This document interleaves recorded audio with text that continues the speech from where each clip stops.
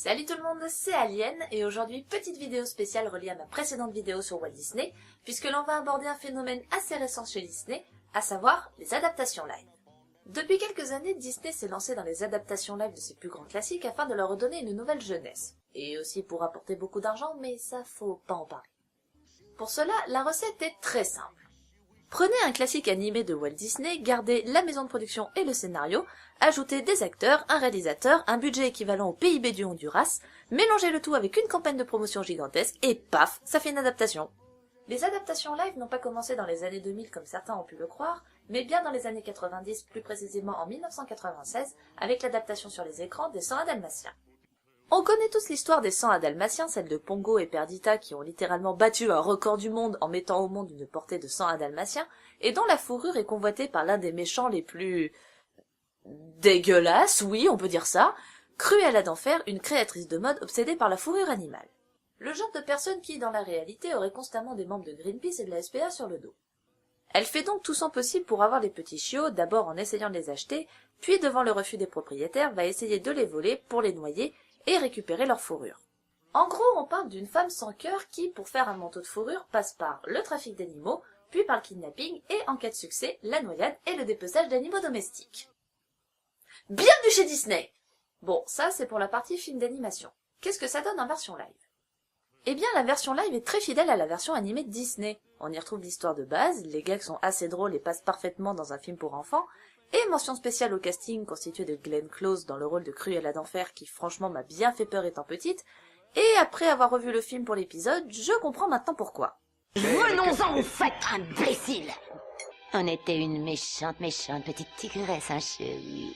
Descendez de ce perchoir et allez chercher ces maudites bêtes! Mais aussi de Hugh Laurie dans le rôle de l'un des employés de Cruella. Et pour ceux qui ne connaissent pas Hugh Laurie, bah c'est lui. Ah oui? Oh, c'est logique, c'est vrai que c'est impossible de coucher avec quelqu'un sans être invité à dîner. Chase a pris un cas aux urgences, il voudrait votre avis. Et qu'est-ce qu'il fabrique aux urgences? Il est tombé de son poney en jouant au polo? Alors, qu'est-ce qui provoque des convulsions, de l'hypercalcémie et le truc où maman se plie comme un spaghetti? Ouais, je suis un petit peu fan de Dr House. Dans l'ensemble, le film est assez bon, parfois très drôle, notamment avec le passage dans la ferme, et j'avoue que les retrouvailles entre la famille et les chiots m'ont mis une petite larme à l'œil. Donc, une assez bonne adaptation qui se regarde en famille et qui permet de passer un bon moment. Après la sortie des 101 Dalmatiens, les adaptations live de films Disney furent beaucoup moins présentes, voire carrément absentes des écrans. Mais cela n'a pas empêché les autres studios de sortir leurs propres adaptations live de contes pour enfants. Mais en 2010 arriva Tim Burton et son adaptation d'Alice au Pays des Merveilles. Alors non, je ne parlerai pas du film de Burton dans cette chronique, d'une part parce que j'ai déjà abordé la version animée dans l'épisode 3, mais aussi à cause de ça. Ouais, non, on va pas en parler. À la place, on va s'avancer un petit peu plus dans le temps et s'arrêter en 2014 avec le début de la descente aux enfers, Maléfique. Oh la blague de merde quoi! Enfer, Maléfique! Cricket? Dégage. Sorti l'année dernière, le film se concentre sur l'antagoniste du classique de Disney, La Belle au bois dormant. La grosse vilaine pas belle du film, si vous voulez. Tout commence dans la forêt enchantée où l'on apprend qu'au départ, Maléfique était une petite fée avec des ailes, des pouvoirs bienveillants et une gentillesse sans égale. Oui, une gentille fée qui s'appelle Maléfique. On passe. Elle tombe amoureuse d'un jeune garçon prénommé Stéphane qui s'avérera être le futur roi du château, mais aussi un énorme abruti puisqu'il utilisera les sentiments de Maléfique pour conquérir le royaume et devenir roi. Pour cela, il va devoir lui couper les ailes, en plus de lui briser le cœur, et va la laisser complètement mutilée dans la forêt. Et après on s'étonne qu'elle soit devenue méchante. À partir de là, le scénario s'enchaîne sur celui de La Belle au bois dormant avec le baptême d'Aurore, la malédiction, les trois fées et l'enfance de la jeune princesse dans la forêt. Mélangez à ça le fait que Maléfique commence à développer des sentiments envers Aurore, passant d'une envie de la tuer à une envie de la protéger. Je vous rappelle que le film est centré sur l'antagoniste de La Belle au bois dormant. Cricket, tu peux me rappeler ce que ça veut dire antagoniste? Alors, antagoniste,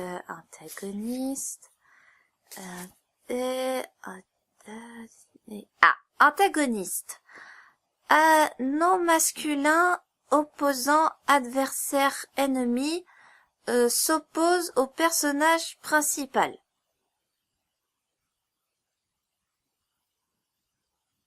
Donc si Maléfique se met à protéger Aurore alors qu'elle l'a elle-même condamnée à un sommeil éternel, elle ne devient plus un antagoniste, mais une fée lunatique qui navigue entre l'envie de meurtre et un désir de protection presque maternel.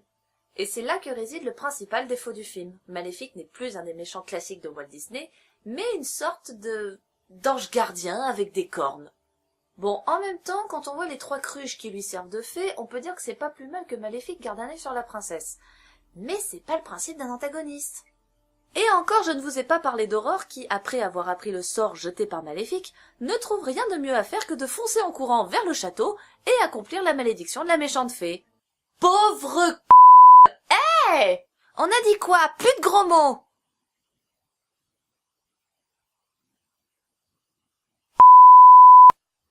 Ou encore du prince charmant qui, après l'avoir embrassée, la réveille pas.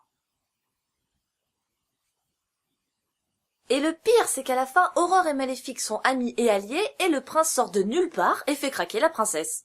Oui, il faut bien une histoire d'amour, sinon c'est pas un vrai conte de fées. En résumé, Maléfique aurait pu être un bon film si le scénario avait fait du personnage de Maléfique non pas un ange gardien schizophrène qui change d'avis comme de chemise, mais un personnage complètement méchant et glacial qui veut à tout prix empêcher que sa malédiction soit rompue. Comme dans le dessin animé, en fait. Certes, l'interprétation d'Angelina Jolie sauve le film et elle s'est très bien passée d'une fée emplie de haine, moqueuse et meurtrie par son ancien amour, à une personnalité presque maternelle.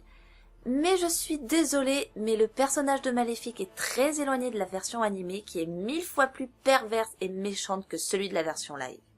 Mais face au succès mitigé du film, les studios Disney ne se sont pas laissés abattre et ont continué sur leur lancée avec leur dernier chef-d'œuvre en date, Cendrillon. Sorti cette année, le film revient sur l'histoire de Cendrillon, qui dans le film n'est qu'un pseudo, puisqu'elle s'appelle en réalité Ella. Non, ça suffit avec Radio Nostalgie.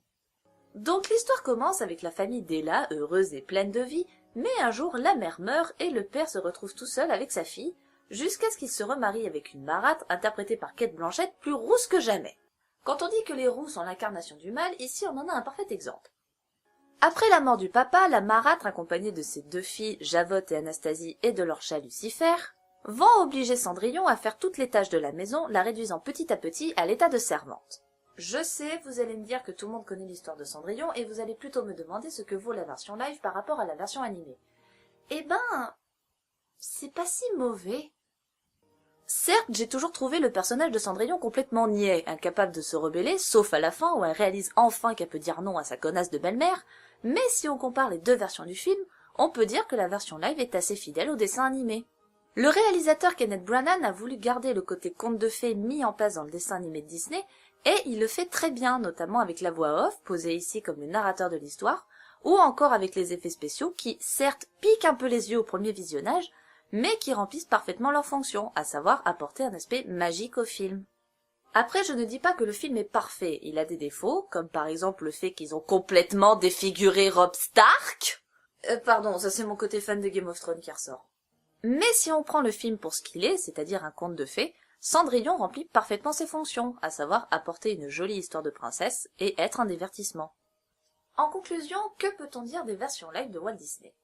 Nous avons vu avec les 3 films présentés que quelquefois les versions live peuvent être de jolies petites histoires faites pour divertir, et que des fois, ils peuvent trébucher sur l'intérêt principal du film, à savoir mettre en avant l'un des méchants classiques de Disney. Cependant, Disney ne compte pas s'arrêter là, puisque d'autres adaptations live de classiques de Walt Disney ont été annoncées pour les prochaines années. Mulan, Dumbo, Le Livre de la Jungle, La Belle et la Bête ou encore Pinocchio, beaucoup des grands classiques qui ont bercé notre enfance vont être adaptés à l'écran avec des vrais acteurs, et non plus sous forme de films d'animation. Et là, j'ai très envie de dire à Walt Disney, stop!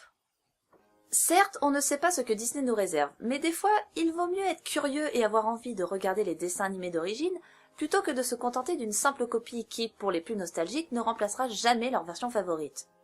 Alors avez-vous envie de voir les classiques qui ont bercé notre enfance se faire sauvagement fister le cul à coups de millions de dollars, ou préférez-vous ressortir vos vieilles cassettes du placard, ou acheter les DVD des versions animées afin de retomber en enfance, et pourquoi pas rechanter les chansons que nous connaissons tous, même après avoir passé le cap de la vingtaine. Ce rêve bleu, c'est un nouveau monde en couleur. Et sous l'océan, Doudou c'est bien mieux, tout le monde est heureux sous l'océan. Tout le monde veut devenir un cat, parce que chaque quand il est cat, retombe sur ses pattes. C'est vrai, tout le monde est piqué de ce pas si bien rythmé. Tout semble auprès de lui très démodé. C'est comme les bottines à boutons. Hakuna Matata, mais quelle phrase magnifique. Hakuna Matata, quel chant fantastique.